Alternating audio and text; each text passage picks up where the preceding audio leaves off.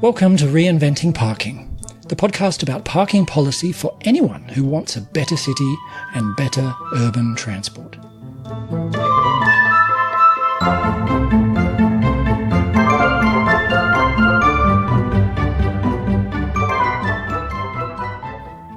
Non-profit groups dedicated solely to parking policy are very rare beasts, but my guest on Reinventing Parking this time is the founder of one. Tony Jordan founded Portlanders for Parking Reform in 2015, and it's still going strong. In fact, Tony and colleagues have planned to step up the efforts. If you've ever wanted to make a difference on parking in your city or town, Tony's experiences will help. Welcome again. I'm your host, Paul Barter. Tony Jordan, welcome to the Reinventing Parking podcast. Thank you for having me. Portland is one of the few cities in the world, in fact, I think, that has a dedicated advocacy group, a group of activists working on progressive change in local parking policy. And you are one of the key people in Portlanders for Parking Reform. Can you tell me about what sparked you and your co-founders to start Portlanders for Parking Reform? Well, I had been on a few parking committees as a result of some advocacy I'd done opposing minimum parking requirements in around 2012, 2013. And so I'd been put on a few committees, and I felt that the policy coming out of the committees was good, strong parking policy, but it struck me that things don't just get passed and get through city council because they're good ideas. They usually need people who are organizing testimony, following up with staff and people at City Hall to make sure things stay on track and get passed in the form that is still good once they go through the political machinery. And so I thought there were, quite a few people I'd gotten to know in town that I knew were shoepistas, or at least, understood the impact of parking on other policies. And I thought, well, and I knew about the Shoepista Facebook group, so I knew that there were also quite a few people just in general who were interested in this, but there was not really any local version of that, and there wasn't any organization that was going to be highlighting and focusing on parking reform. So I thought, well, I'll just set up a website, PDX Shoepistas. And I just, one day went and, I had it planned in my mind for a little while, went and bought the website and set up, a WordPress site and a Twitter account and said, this is where it's going to be. Set up a mailing list and just started collecting emails. Yeah. And so that was, it was me initially. And then I'd had a few people who were interested. I started having a few meetings and social group type events, and it's not a huge group, but there are a core of people who are involved, and I can call for planning or advice or turning up for testimony. And so that's actually one issue that's encouraging for others, right? You don't think of it as a failure if you only get a handful of people. A handful of people is a handful of people. And so long as you can sort of gradually keep replenishing those as people move and that sort of thing, that's something. So it struck me, you mentioned you had perhaps seen the Shoepista light before you did this rash thing of setting up the website. And many of these things start with a rash act, don't they? So yours is no exception. I have the same story in some of my endeavors as well. Yeah. But yeah, so had you read Donald Shoup's work? We've mentioned this word Shoepista, so this is the work of Donald Shoup and people who are inspired by his work. So I had, prior to about 2010, had no idea about parking policy. I had never thought about how parking why it was where it was. I hadn't had a car. I got rid of my car in 2008. So prior to then, I was just like everyone else. I wanted a parking space where I went, and I didn't want to pay for it. And then in 2010, I randomly ran across a post on a site called Metafilter.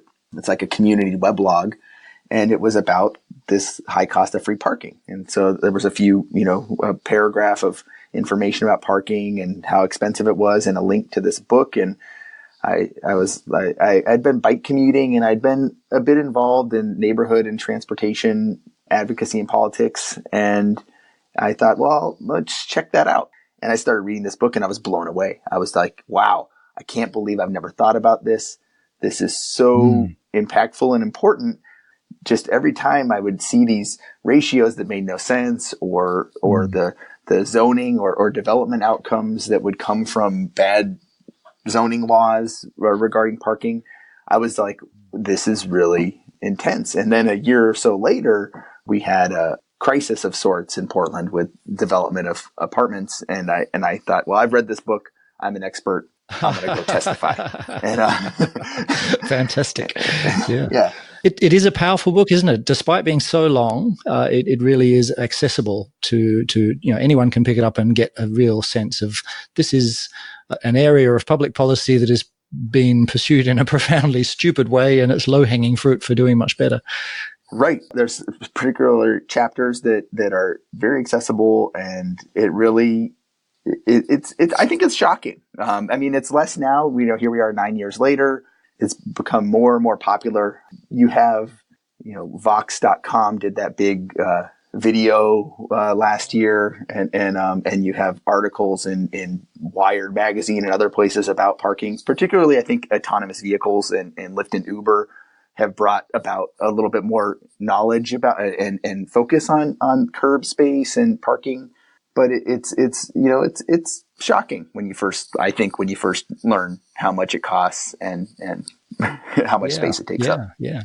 And that brings us back actually to something you said at the beginning, which was that something else you bring to this is an organizer's set of skills, having been involved in a little bit of political organization in the past. And as you mentioned, one of the shocking things, perhaps to someone like me, an ex-academic, is that a good argument doesn't necessarily change things.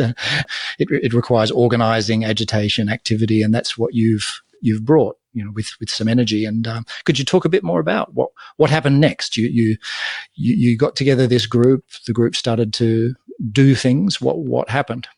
Yeah. So, initially, kind of before the Portlanders for Parking Reform was formed, I had just I mentioned about these apartment buildings, and just testified at planning commission.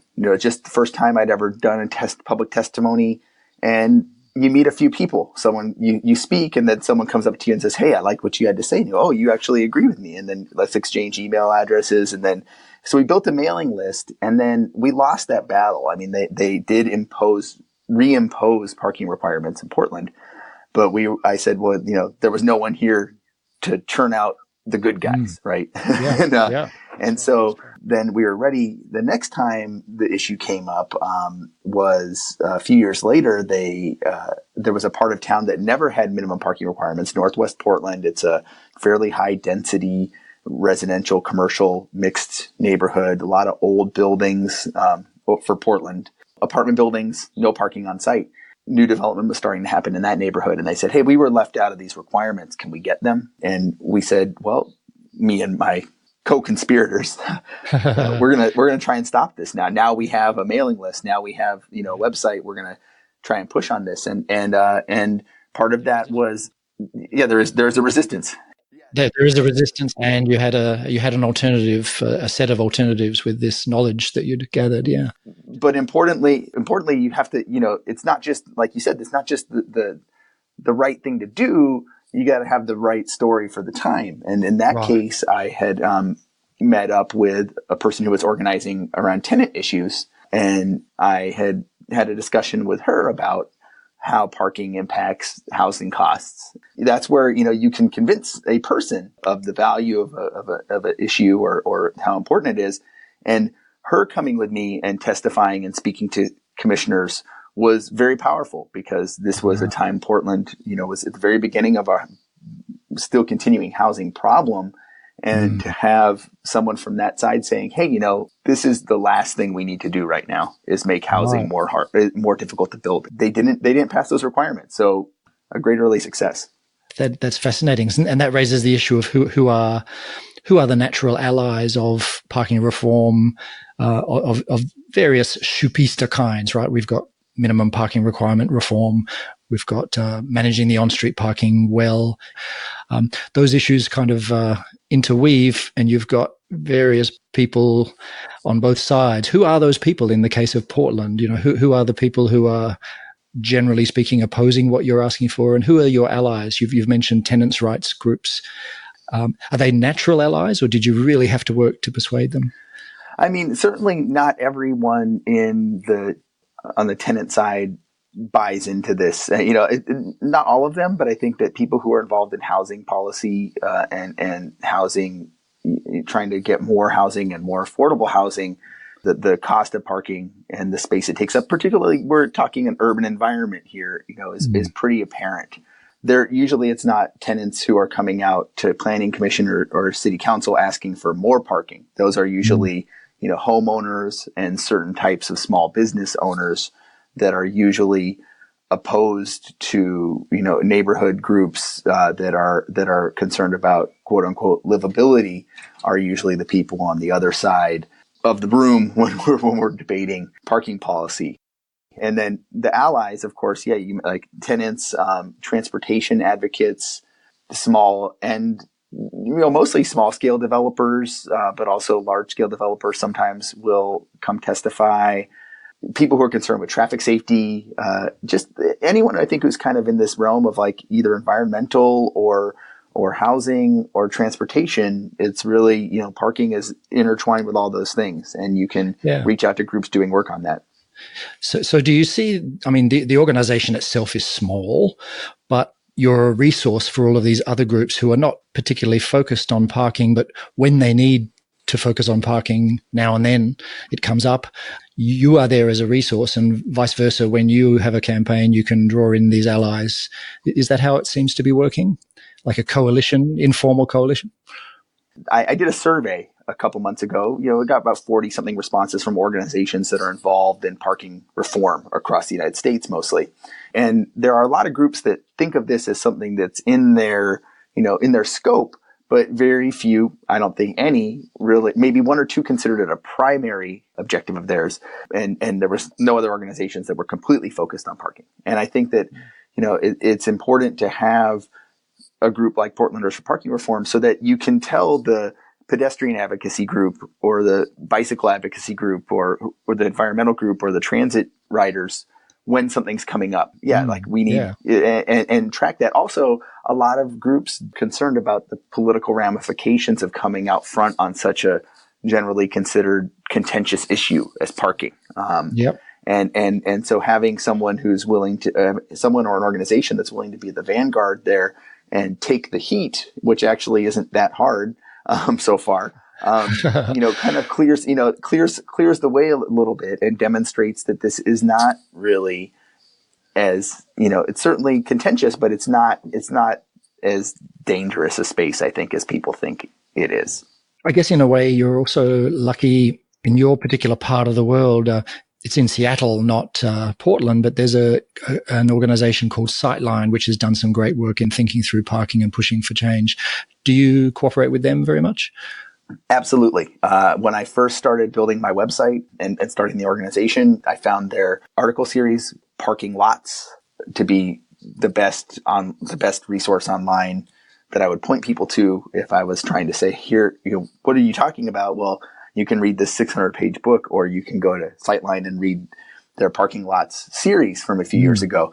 Because they're there, and there's several Sightline fellows and staff in Portland, I work pretty closely with a number of them, and I think it's an excellent resource and partner on this topic. Yes. Yeah, so just for the listeners who are not familiar, Sightline is a environmental think tank, I guess you'd say.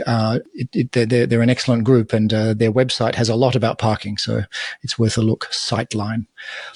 Okay, what next? One of the things that's come up already is that a new advocacy group basically grows through issues and campaigns and pushing back against change, opposing something or proposing something. There's got to be there's specifics. You don't just launch a very broad and general sort of advisory website or anything like that. You've got to be working on specific issues. Right. So I guess examples of that in Portland early on, you mentioned the one of them was the Northwest area where they were proposing to have parking minimums for the first time. You also mentioned that more broadly, there had been a policy for a long time of zero parking minimums for apartment buildings along transit corridors, correct? But then the mayor watered that down at some point early in his story. Yes. So there had been, in 2002, they had removed these requirements. One of the commissioners at the time was Charlie Hales, who then in 2012 became mayor. In his first year, this contentious issue of development along some of our corridors came up, and they ended up phasing in a set of tiered requirements that started at 30 apartments in a building. There were no parking required if you had 29 units or less. But then from 30 to 39, there was one requirement. It was fairly low. I think it was 0.2. And then at 40 to 49, there was another requirement. And so there was a 3-tiered set of requirements. And once you were above, I guess it would be 60 units, then there was like a 0.33 ratio. And so that was certainly an issue that we focused on. And then interestingly, a few years later, at the end of that mayor's tenure, our comprehensive plan was wrapping up. So in Portland, we have land use that requires every city and metro area to provide, long range planning. And as part of that process, the mayor expressed interest in actually rolling back those requirements in exchange for affordable housing. So we got organized around and a campaign around trade parking for more affordable housing. And as part of the comprehensive plan, they added in a waiver for those requirements if you built voluntarily some affordable housing in the unit, in the building. So a percentage of all the apartments would have to be permanently affordable to, say, 80% of the median family income. Okay. And then a few months after that passed in, I think, June 2016. And then in February of 2017, the city council actually passed a citywide mandatory inclusionary housing rule. So basically now there's a few cases where you can still end up with parking requirements, but now since a new apartment building has to build affordable housing and you get a parking waiver as a result of building that affordable housing, we're back to where we were. So we had this weird 4-year window where we added the requirements back and then we got rid of them. And in that window, there was some interesting data, like we saw. A natural experiment, as some people call it. Yeah. Right. I mean, I'm not an academic, but I think there is some evidence that we were seeing a lot of development that was up in the 55 apartment per lot kind of size. And we saw a lot ratchet down to 29 units, right. Or 30, whatever. I think it was 30. So 30 units, 31, I think is when the ratio kicked in. So you saw a lot of just, you're losing 10 units, maybe 10, 15 homes, but that adds up over time. Yeah. And it really was an unfortunate experiment, in my opinion. In retrospect, it's useful, but it was a big cost to have that useful information. Yeah, in the show notes, I can link to, you had an article that explained all of that, and it was a very powerful article. Yeah. Okay. So these parking minimums debates obviously then link in with on-street. And so the key debates early on in your activism story were about parking minimums for residential. And so that then forced you to get your head around residential parking permit issues. And yes. I gather there's been quite a story there. It's a complicated story, but let's see if we can help the listener understand the key issues for Portland, because as I understand it, Portland is a little unusual in the North American context. You have some opportunities around parking permits that some places don't have. So for example, like in some places, parking permits are not allowed to charge any more than just the administrative cost, which ties their hands. Right. But you don't have that problem. But yeah, No. tell me the story, the residents' parking permit story as it's unfolded.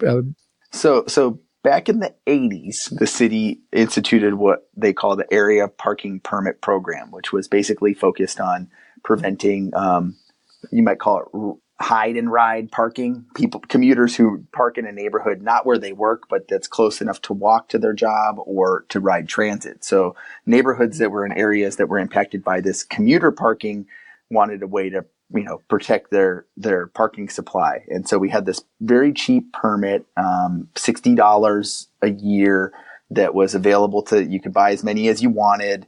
So sometimes you'd have 2, 3, 4 times the number of permits sold as parking spaces available. And that was the only permit program we had. So far, that's the familiar kind that we see in many cities. Yeah. Okay. Go on. Right. And for most of the city, that's still what we have.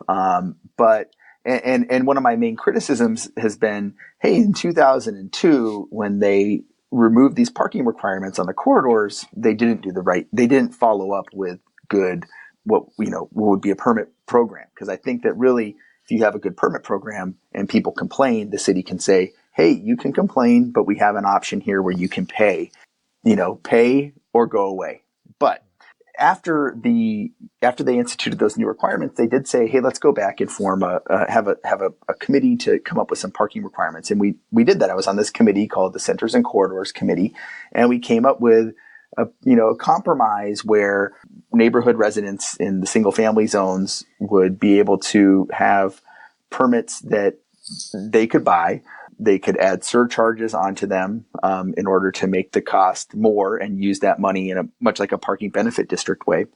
And that they would kind of get a first pass at permits. And then we had proposed that there would be an escalating price per permit, per car, per household. And that another thing we proposed was that, if you had a driveway, your first permit would cost as much as the second permit for someone who didn't have a driveway. And then there would be this idea that you'd offer up some permits to other people then who lived in these apartments. So the neighbors would get the homeowners or the people who lived in the single family homes would get a crack at the permits, and then you'd allow the other people to come in. And there would be a committee that would include people who lived on the corridors, so that you'd try and come up with some sort of inter-neighborhood compromise, recognizing that this is an important resource. And really, if we can get people's unused cars into their driveways, there's probably enough space for most people here. Because I think that is the case in most places, is that there's not really a critical parking problem. It's just that, the parking's free or underpriced. Right. That never passed. Okay. Unfortunately, it didn't pass. But when it didn't pass, there are a few areas of town that they have. For example, in Northwest Portland, when they didn't get their parking minimums, the city council said, well, now we're going to authorize you guys to go do a pilot program and try out some new stuff. And there's another area of town, the Central East Side Industrial District, that also kind of has their own committee to determine these permits. And both of these areas have permit costs now that I think they're both above $200 a year for a parking permit, which is still low, but in Central East Side, this year they're $300, and I believe that next year they're going to be $370. And so you're crossing, I've looked at, is it VPTI or VTPI? Todd Littman's organization, Victoria Transport Policy Institute, VTPI, yep. Yeah, I know that there's a paper or a research document that they produce that says that you'll see some change in demand, that flexibility of demand kicks in around $25 a month, or predicted that was probably where you'd start to see people giving up an extra car, or, like $25 a month for some reason. So I think it's interesting. Will be interesting to see what happens in these areas as the parking price crosses this threshold of $25 a month. But both these places are doing very innovative. They're taking that money and using it directly on transportation demand management through a very innovative program called the Transportation Wallet, where it's a package of bus credit or transit credit, bike share membership, a streetcar membership, and this year they're going to add some car share credits onto this package. Fantastic. So what they do is they say if you have a permit and you'd like to give it up, or if you're a business that's entitled to a employee permit in the area and you don't take it, they will give you 1 year of this transportation wallet for free. Rather than paying $370, you can get, several $100s in benefit. And if you don't have a permit or you're not eligible for that free subsidy, you can buy this wallet for like $100 and it has like $300 of transportation value. Is that the permit district working with the city in a very innovative way, or is it the permit district itself by itself? Or no, I mean, these permit districts, the city is the Bureau of Transportation is definitely involved in all of these planning, and they came up with, it was someone at the city, her name's Sarah Goforth, who came up with this policy or this program and has been working on it. And you can see a webinar she did through Portland State University's TREC program. They have like where she talks about this program and the impact it's had, and it's really, I think it's really smart. Like I think taking that parking money and just subsidizing transit is key to solving this problem. Yeah. So maybe send me that link and I'll include that in the show notes as well. Absolutely. So do you want to talk a little bit more about tactics, which might bring us to some other issues in your story? But what tactics have worked? You said that testifying has been important. Being on committees, getting onto committees has been important. Are there other tactics that you want to talk about? I think just talking honestly with people about parking is the first step. When we talked a little bit earlier in the conversation about the impact when I first read the Shoot book, and just talking to someone about the cost of things and making sure that the people understand how much parking costs, because as I'm sure you know, people don't know how much it costs.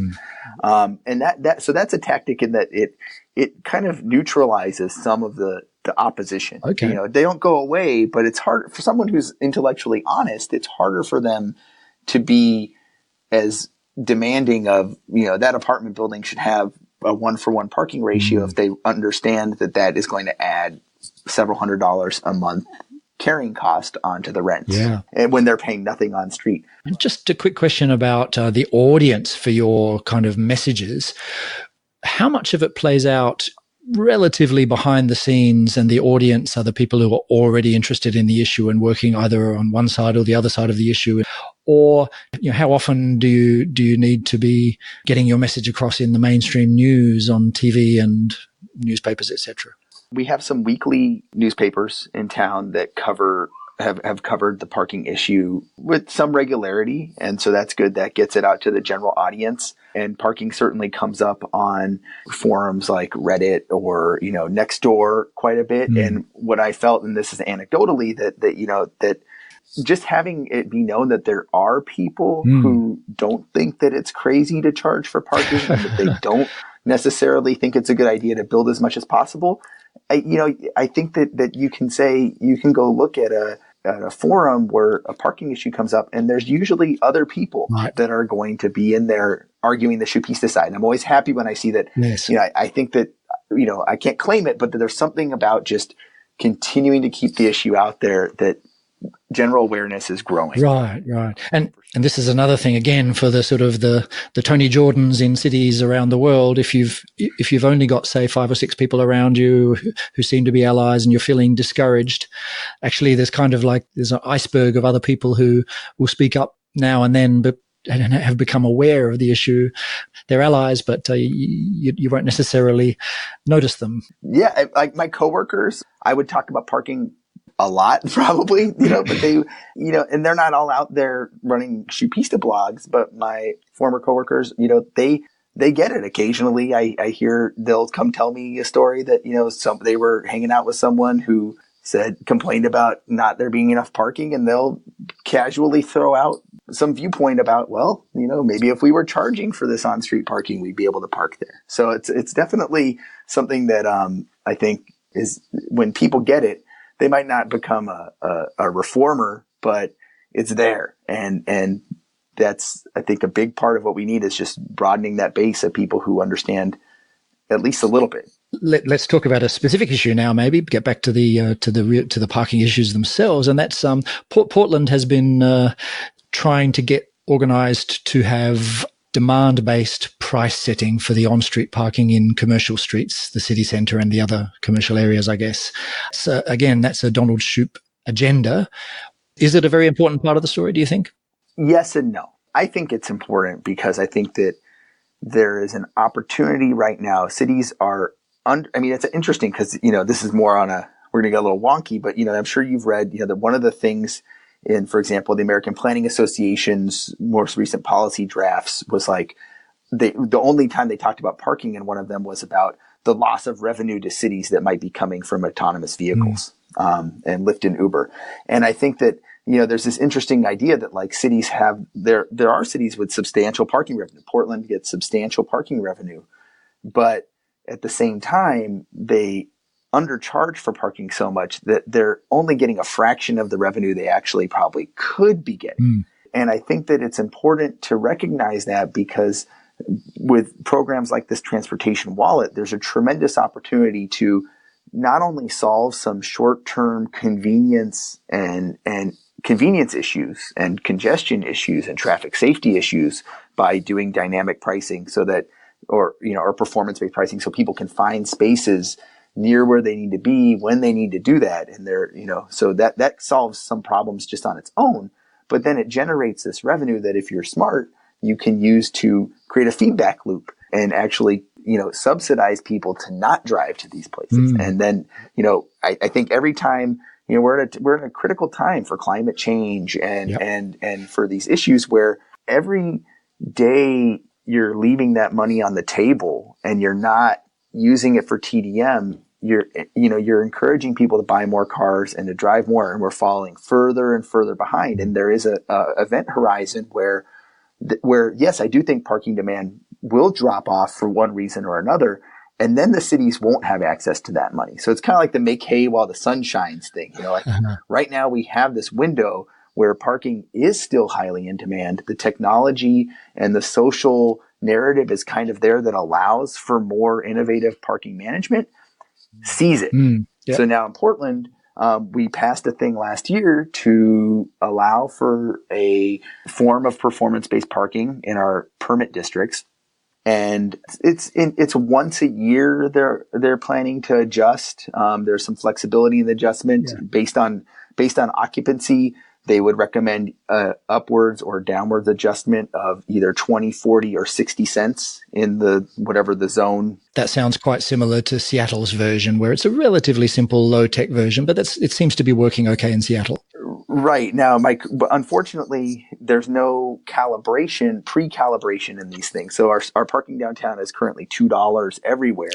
So I said, we know some areas might currently need $4 or even $5 an hour parking. It's going to take 5 years to get there. And they were like, yeah, we don't want to scare, it was political concerns. But then also I found out that they're being very cautious about the rollout on this. So this past last summer, they feel like they weren't able to get out and get enough parking studies done to be able to make a strong recommendation to council during this budget cycle. And so now we're looking that it's going to be really in 2020, probably in the summer or fall before they make their first adjustments. So it's happening, but it's frustrating that it takes so long to get there. That's another lesson for activists everywhere is, you get very excited at the beginning of a campaign and think change will happen fast. It never is as fast as you think, but persistence does pay off, but it always takes longer than we think it's going to. Yeah. This issue of on-street parking pricing is interesting, isn't it? Because I've heard some interesting pushback. On the one hand, the Schupista argument is that managing the on-street parking well is really important because of the linkage with the avoiding oversupply, right? Whether it's the minimum parking requirements, easing up on them is easier if people can see that the on-street parking is not out of control. And in addition, some city centres, and Portland included, right, the city government sometimes wants to build structured parking or encourage private sector to build structured parking with sort of subsidies. And that's foolish in this day and age. But if the on-street parking was managed better, we would realise that actually there isn't a shortage that we think there is. So that's the Schupista story. But on the other hand, there are people pushing back and saying, well, actually, people who are advocating, say, transit priority or protected bicycle lanes, and saying, we don't want the city to become addicted to even more parking revenue than it's already addicted to. We're worried that if the parking is bringing in more revenue, that the city will refuse to remove some of that parking for these facilities that we want. How do you see that, the balance between those two arguments? Is it a valid concern? I think it is. I think, for example, you bring up bus priority lanes. Like, I think I love bus priority lanes. And I think that parking reform can help bring them about by raising awareness of the use of the curb space and the value of it. So we know we can actually reallocate it when we want to.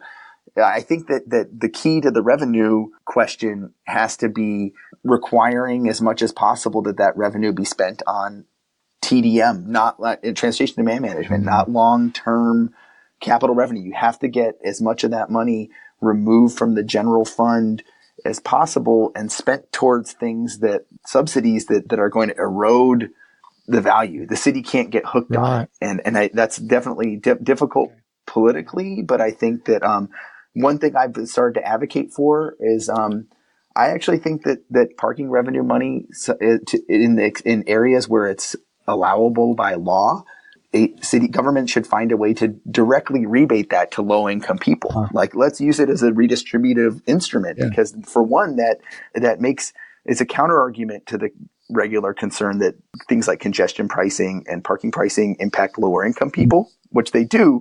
But we're only generally concerned about lower income people who have cars who are impacted by this policy. So we want to subsidize for them.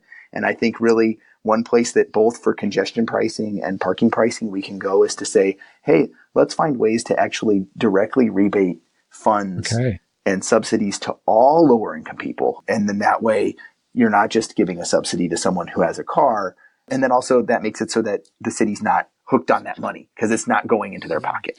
Okay, so in the climate change policy arena, if there is a carbon tax or a carbon pricing of any kind, how the money is spent is crucial for the politics of it.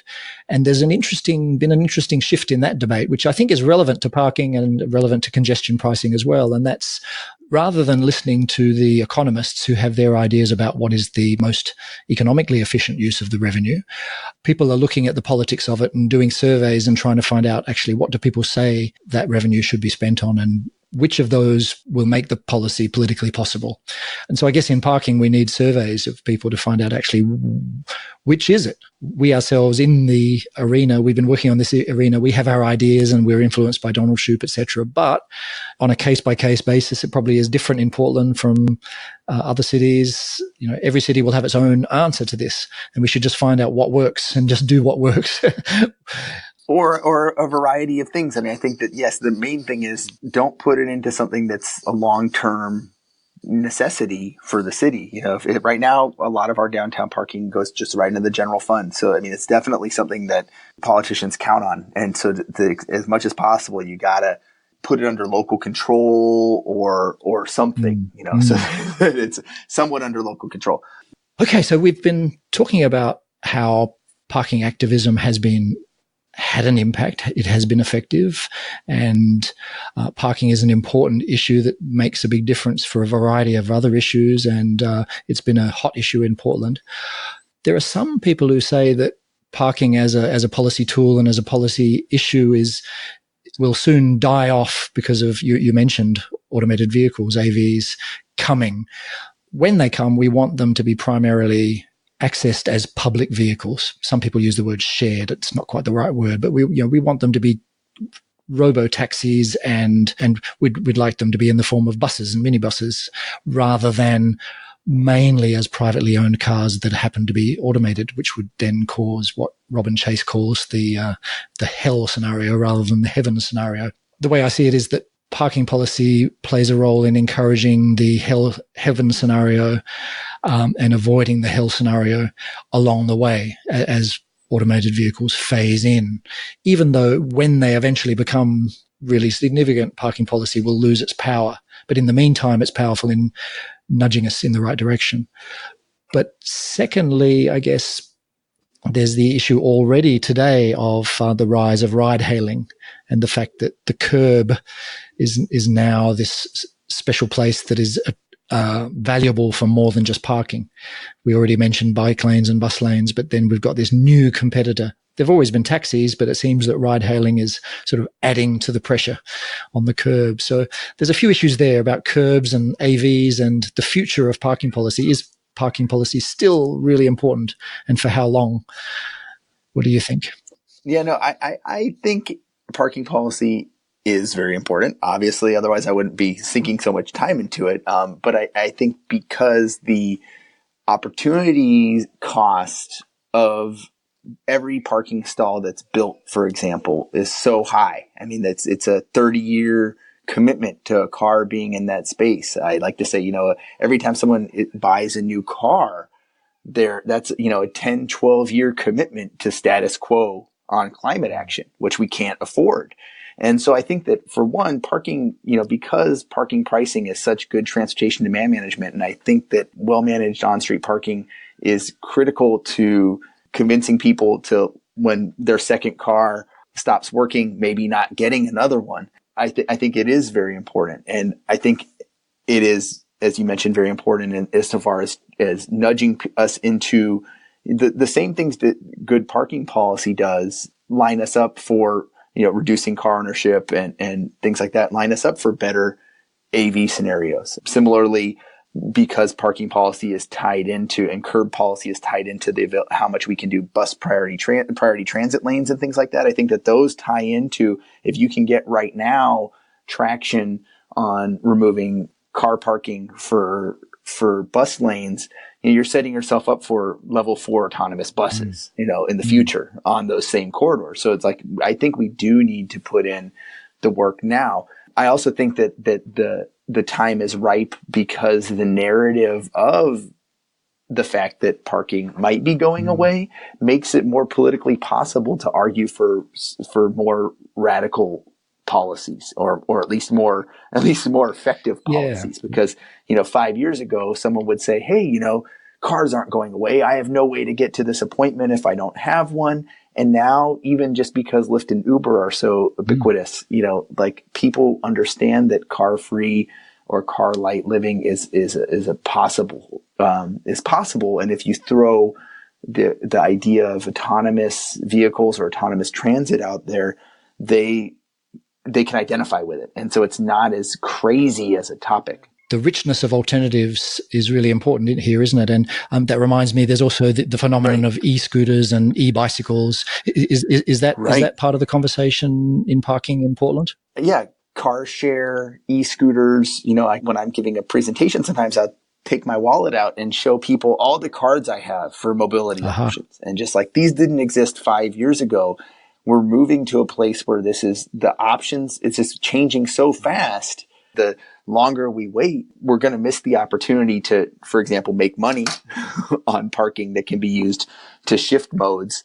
And then if you build it, we didn't even talk about, reusing parking garages and that type of thing. And you build that space, it's there. It's a carrying cost going forward for a long time, particularly underground space. And so waking up financial institutions and waking up the public about this coming change is part of parking reform work. Yep. It's like you're trying to get them to price it now, but also warn them that this is a bad investment and there is a horizon here where we're going to be very overbuilt if we don't pay attention.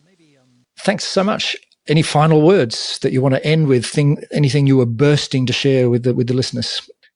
I guess I should say I'm launching a hopefully daily blog called theparkingminute.com, and that will be available on Twitter and Facebook and on the web. And so if you are interested in kind of a regular short, about a minute's worth of commentary and news on parking every day, check that Fantastic. Out. It should be launched by the time this podcast goes. You heard it here first, or maybe not, depending on how fast I edit and get this podcast up. You may or may not hear it here first.